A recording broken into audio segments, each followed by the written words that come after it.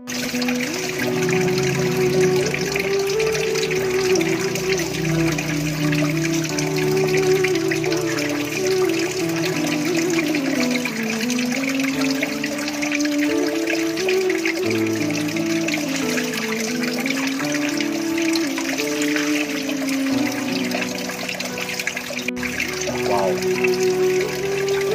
keren, keren.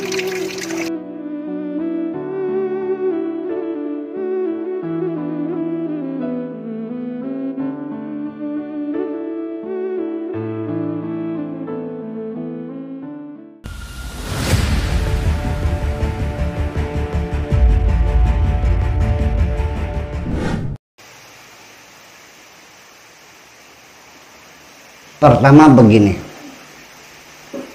akhlasa yukhlisu ikhlasan, isim fa'ilnya mukhlisun, betul? Isim maf'ulnya mukhlasun.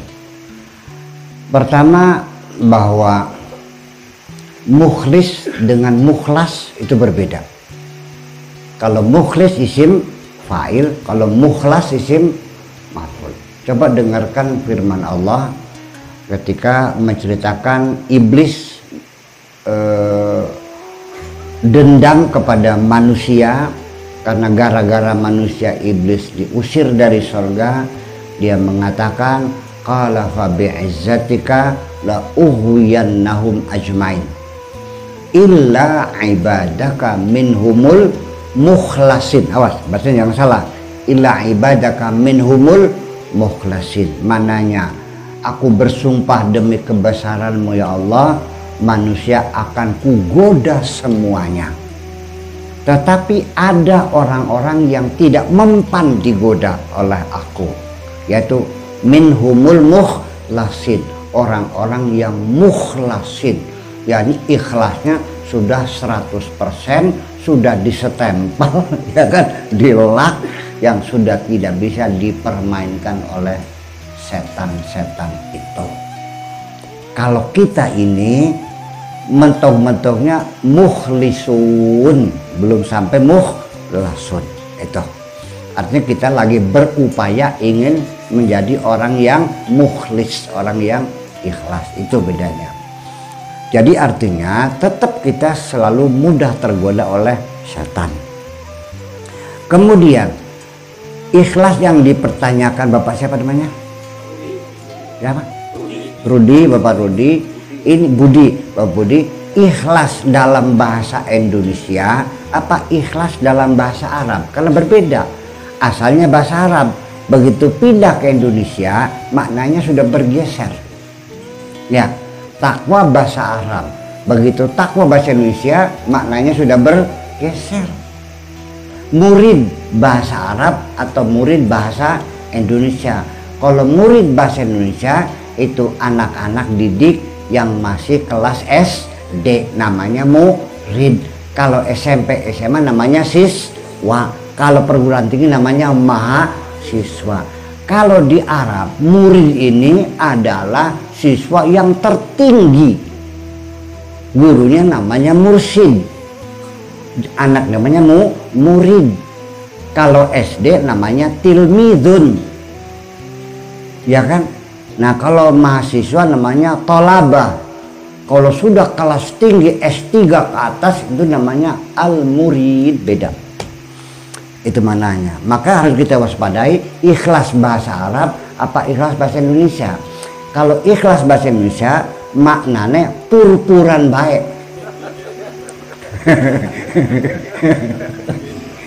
Sampeyan ngutangin yang uang, bayar kapan? Samang dolek. Sajengkelek. Tagi maning engko sukiki. Iya, tekamannya kan sukiki, iya sukiki, ya kan sukiki. Saya akhirnya saking mengkelek, wetan seki, wis ikhlas baik, wis pur, wis, nya, wis ikhlas akan, artinya wis aja bayar maning. Saya kira seperti itu. Maka seringkali pemahaman ikhlas dalam bahasa Indonesia berpengertian bahwa orang beribadah kalau ikhlas itu tidak minta upah. Purpuran sih. Tetapi sebetulnya ikhlas dalam bahasa Arab itu sekalipun minta imbalan masih dalam wilayah ikhlas. Sekalipun orang itu mengharapkan surga sudah termasuk ikhlas, tapi mukhlis. Nah, mengharapkan ganjaran ikhlas, mentoknya mukhlis, belum sampai mukhlas, itu bedanya. Karena orang-orang sendiri itu, para nabi, para rasul pun ketika menjalankan tugasnya menyampaikan dakwah, dia masih ada harapan mendapat bayaran dari Allah. Mari dengarkan firman Allah. Qalu inni lakum rasulun amin fattaqullaha wa ati'un wa ma as'alukum alaihi min ajrin in ajriya illa ala rabbil alamin. Aku adalah utusan Allah untuk kamu semuanya. Oleh karena itu fattaqullaha wa ati'un, bertakwalah kepada Allah, ikutilah saya. Saya ingin membimbing kamu ke jalan yang benar. Wa ma as'alakum alaihi min ajrin, aku tidak minta upah dari kamu. Ya, para rasul tidak pernah minta upah dari umatnya. Sejen kalau dukun zaman kieu jaluk bejani. Ya kan? Jaluk mahar ya. Ya, kalau rasul tidak. Tetapi para rasul itu tetap ada harapan dibayar. Tapi yang bayar siapa? Allah. Wa ma as'alukum alaihi min ajrin, aku tidak minta upah dari kamu, in ajriya illa ala rabbil alamin, upahku dari Allah subhanahu wa ta'ala. Berarti masih ada harapan dibayar enggak? Ada. Para nabi ikhlas enggak? Ikhlas. Itu bedanya. Jadi pengertian ikhlas itu sampai batas mana? Kalau Allah itu di Al-Quran mengiming-imingi, menawarkan pahala, ya kan? Wasari'u ila maghfiratin min rabbikum wa jannatin arduhas samawati wal ard. Segeralah engkau bertobat pada Allah, berbaktilah kepada Allah. Allah menjanjikan, ya, lahum jannatun tajri min tahtihal anhar. Allah sendiri yang mengiming-iming, yang menawarkan surga. Maka kita sah saja kalau kita mengharapkan surga.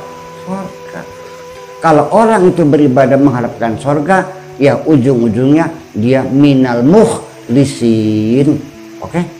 Nah, kalau untuk tidak lagi berharap apapun, nanti penghujungnya Pak Rudi ini tergolong minal mukhlasin. Yaitu sudah tidak minta pahala, tidak minta surga, tidak minta sehat, tidak minta rizki, semua apapun yang kulakukan just because I love you. Aku hanya cinta kepadamu. Paham? Pengen gitu tingkatnya. Yuk kita bangun rasa cinta kita kepada Allah. Sehingga perempuan pun pasti akan menolak kalau aku bilang aku cinta kepadamu karena aku mengharapkan hartanya, gombal loh. Betul nggak?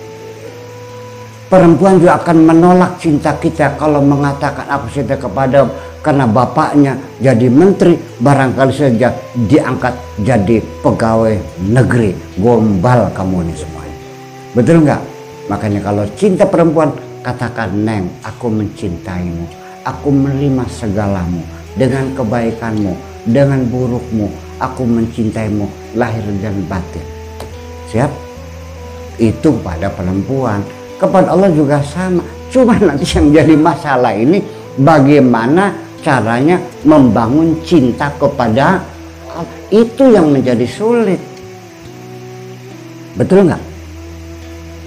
Betul nggak? Iya.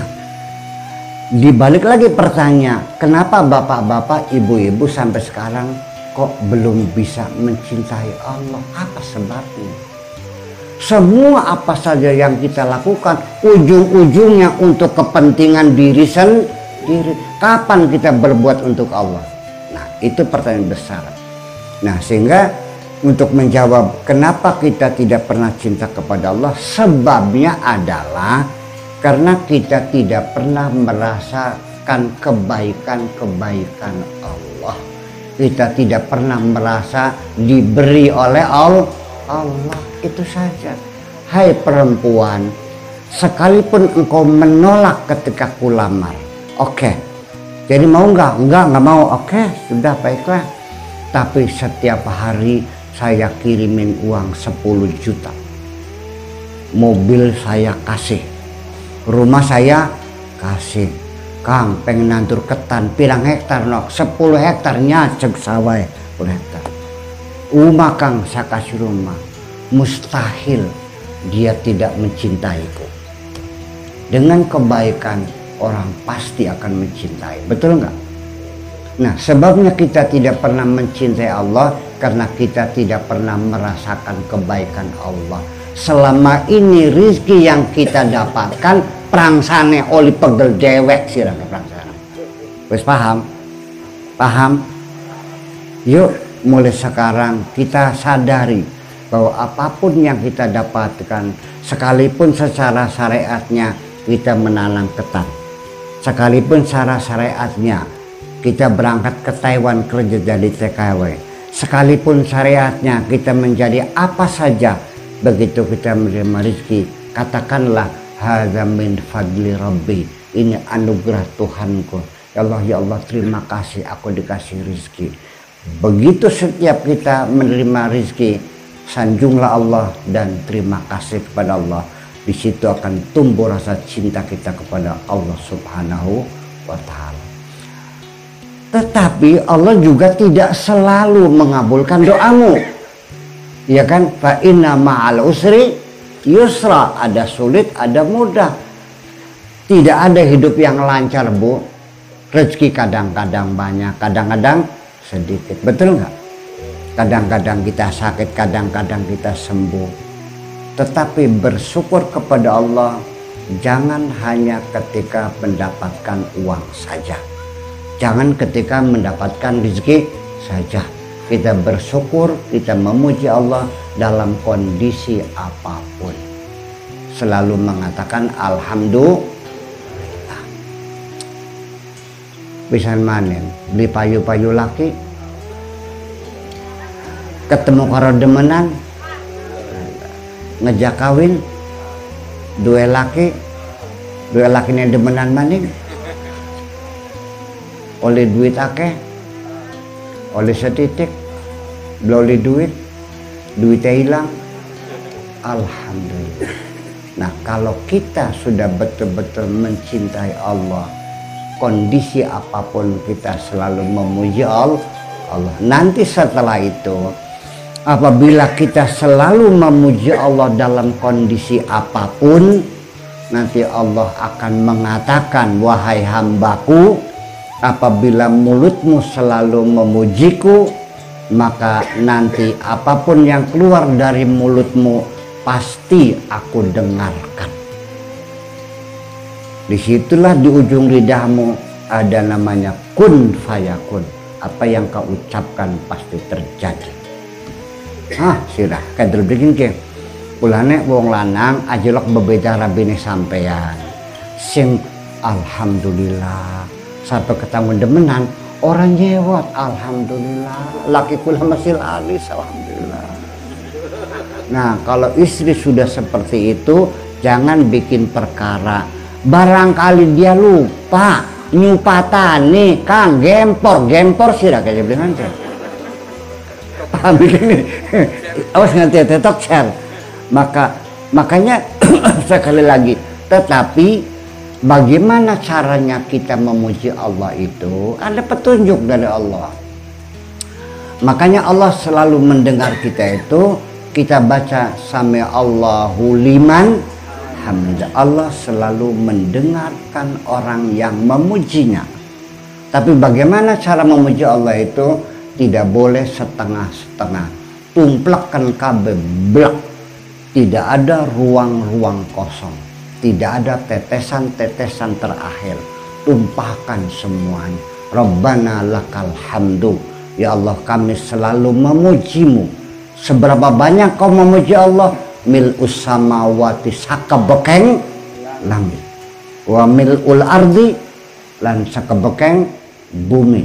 wa min uma syi'ta min syai'in ba'du lan sakebeke seberang kanan yang langit lan sakebeke seberang kanan yang bumi. Pujilah Allah selalu. Oke? Mulai hari ini jangan ada air mata terbuang-buang. Tidak perlu menyedihi yang hilang, masih terlalu banyak nikmat Allah yang patut engkau syukuri. Amin. Wis tadi balik apa jenekin ke. Semua udah baik nggih. Tadi pengen nikmat terus menjaga tersebut gitu. Jadi ujungnya pada akhirnya mah saya hanya meminta maaf barangkali ada ucapan yang kurang pantas, dan saya berharap mudah-mudahan apa yang sampaikan bisa memberi manfaat dan kesejukan di hati kita semuanya. Amin ya rabbal alamin. Mangga salang-salang moga-moga Allah memberikan hidayah kita semuanya. Bismillahirrahmanirrahim. Rabbana auzi'na an nashkura ni'mataka allati an'amta 'alaina wa 'ala walidayna wa an na'mala salihan tardah wa adkhilna bi rahmatika fi ibadika salihin. Rabbana atina fid dunya hasanah wa fil akhirati hasanah wa qina adzabannar. Wa sallallahu ala sayyidina Muhammadin wa ala alihi wa sahabatihi ajmain. Subhana rabbika rabbil izzati amma yasifun wa salamun alal mursalin walhamdulillahi rabbil alamin.